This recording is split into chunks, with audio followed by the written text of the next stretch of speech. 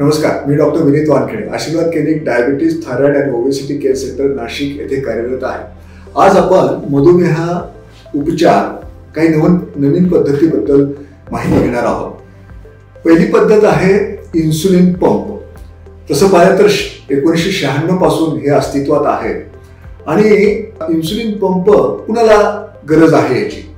जे टाईप 1 चे जी लोक आहेत, ज्यांना इन्सुलिन 4 ते 5 वेळा घ्यावं लागतं, अशा लोकांना इन्सुलिन पंप वापरला जातो.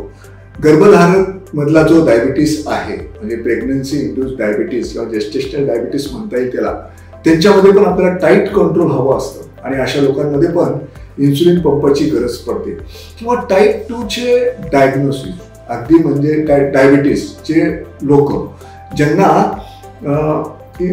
जे कंट्रोल नाही आहेत गोळ्यांनी आणि त्यांचा जो डायबिटीस आहे हा फार खालीवर असणार आहे, कधी खूप कमी तर कधी खूप जास्त साखर, असं असलं तरी ह्यांना इन्सुलिन पंप लागतो. तर असे 3-4 प्रकारच्या रुग्णांना इन्सुलिन पंपचा वापर होतो. 2 प्रकारचे पंप आहेत, एक तर अत्याधुनिक पंप आहे आणि एक पंप जो आहे तो फार पूर्वीचा. त्या पूर्वीच्या पंपामध्ये जो कातडी खाली ठेवायचा आणि आपल्याला ब्लड शुगर मॉनिटर करावं लागायचं ग्लुकोमीटरने आणि त्या शुगरनुसार आपल्याला त्या इन्सुलिन पंपाचे इन्सुलिनचे डोसेस ऍडजस्ट करावे लागेल. परंतु आता सेन्सर सोबत आलेले इन्सुलिन पंप आहे आणि हे सेन्सर सोबत आलेले पंप हे अतिशय आधुनिक आहे. म्हणजे तुमची शुगर किती आहे हे ते सेन्स करणार, रीड करणार आणि त्याप्रमाणे तुम्हाला इन्सुलिन किती लागतं हे ते देणार. एक इन्सुलिन पंपामध्ये जेव्हा जेव्हा आपण ब्रेकफास्ट, लंच आणि डिनर घेतो तेव्हा इन्सुलिन पंपाद्वारे शरीरामध्ये फेकलं जातं आणि एक प्रकारचं इन्सुलिन जे 24 तास थोड्या अमाऊंट मध्ये पूर्ण फिरत असतं. म्हणजे जसं आपल्या शरीरामध्ये इन्सुलिन कार्य करतं अगदी तशाच प्रकारे ऍज इफ नॅचरल वेने हे पंप कार्य करतात. दुसरी स्टेम सेल थेरपी, ही काय अजून अप्रूव्ड नाही. म्हणजे नाळीतल्या ज्या अगदी प्रीमॅच्युअर सेल्स आहेत त्या पॅनक्रियास मध्ये ट्रान्सप्लांट करणं आणि ते आयलेट सेल म्हणजे बीटा सेल्स मध्ये रूपांतर त्याचं होणं, ह्याला आपण स्टेम सेल ट्रान्सप्लांट म्हणतो किंवा स्टेम सेल थेरपी म्हणता येईल. परंतु हे तेवढी सक्सेसफुल नाही आणि अप्रूव्ह पण नाही अजून. पॅनक्रियाटिक ट्रान्सप्लांट, स्वादुपिंडच बदलणे, 2 प्रकारचे असू शकतात. एक पूर्ण स्वादुपिंड काढायचं आणि दुसऱ्या जे डायबेटिक रुग्ण आहेत त्यांच्यामध्ये ते टाकायचं आणि जे जुनं स्वादुपिंड आहे ते तसंच राहू द्यायचं आणि ह्या स्वादुपिंडाद्वारे मग हे स्वादुपिंड टेक ओव्हर करेल. दुसरं एक आहे की फक्त पेशीच, बीटा सेल्स, आयलेट सेल ज्याला म्हणतात, आयलेट सेल्स ऑफ लँगरहॅन्स जिथे बीटा सेल्स असतात त्या ट्रान्सप्लांट करणं.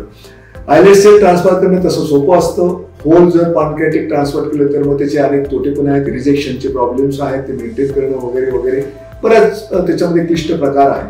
परंतु ही प्रचलित आहे आणि 2016 पासून ही थेरपी जी आहे ती प्रचलित आहे. भारतामध्ये ट्रान्सप्लांट झालं पहिले आणि नंतर बरेच आजकाल प्रयोग चालू आहेत आणि काही दिवसांनी ही फार प्रचलित होणारी पद्धती आहे. जेनेटिक इंजिनिअरिंग, आपल्याला माहिती आहे की डायबेटिक हा अनुवंशिक आजार आहे, जीन्सद्वारे संक्रमित होणारा आजार आहे. तर जनुकीय तंत्रज्ञान वापरून हे जीन्स बदलून टाकायचे किंवा त्याला मॉडिफाय करायचे. डायबिटीसला कारणीभूत असणारे जीन्स बदलून टाकणे किंवा जनुक बदलणे त्याला जेनेटिक इंजिनिअरिंग म्हणता येईल. आणि पुढील 10 वर्षात पूर्ण जग हे जेनेटिक इंजिनिअरवर चालेल असं मला वाटतं. मेडिकल, त्यातल्या त्यात मेडिकल फॅटर्निटी आमची आणि बऱ्याच सेक्शनमध्ये हे जनुकीय तंत्रज्ञान वापरलं जाईल आणि डायबिटीस त्याच्यापैकी एक आहे आणि फार मोठी आशा आहे टाईप 1च्या रुग्णांसाठी. इन्सुलिन नवीन आलेले आहे. आता आपल्याला माहिती आहे की प्रत्येकाला इंजेक्शनची फार भीती वाटते. इंजेक्शन म्हटलं की नको वाटतं आणि इन्सुलिन जो प्रकार आहे तो घ्यायला लोक टाळतात कारण ते इंजेक्शनच्या रूपात आहे. म्हणून नेझल इन्सुलिन म्हणजे स्प्रेद्वारे इन्सुलिन आलेलं मार्केटमध्ये ते तेवढं सक्सेसफुल झालं नाही. ओरल इन्सुलिनची आम्ही वाट पाहत आहोत म्हणजे कॅप्सूलच्या स्वरूपात. परंतु तोटे आहेत ओरल इन्सुलिनचे की आपल्या शरीरामध्ये जे जठरामध्ये जे गॅस्ट्रिक ज्युसेस तयार होतात ते ऍसिडिक असतात आणि त्याच्यामुळे हे इन्सुलिन तिथल्या तिथं खराब होण्याची शक्यता असते, तेवढं पूर्ण रक्तामध्ये जायची शक्यता नसते. मॉनिटरिंग सिस्टीम नव्या आलेल्या आहे, त्याला कंटिन्युअस ग्लुकोज मॉनिटरिंग सिस्टीम म्हणतो आपण. बऱ्याच जणांना ते ग्लुकोमीटरनं 4-6 तास चेक करणं नको वाटतं, टोचावं लागतं. परंतु काही आपले जे हे आहेत CGMS म्हणजे कंटिन्युअस ग्लुकोज मॉनिटरिंग सिस्टीम आहे, एक इथं लावून ठेवलं कातडीच्या खाली, एक छोटंसं सुईसारखा एक हे असतं, ते टोचून ठेवलं की ते आपलं मोजत राहतं आणि तुम्हाला प्रत्येक वेळा तुमच्या मोबाईलवर पण बघता येते तुमची शुगर किती. असे हे 4-5 प्रकार जे आपण बघितले नवीन उपचार पद्धती, आणि काही वर्षात हे अगदी प्रचलित होतील, याचं पीक येणार आहे असं म्हणायला हरकत नाही, आणि मधुमेहाच्या रुग्णासाठी फार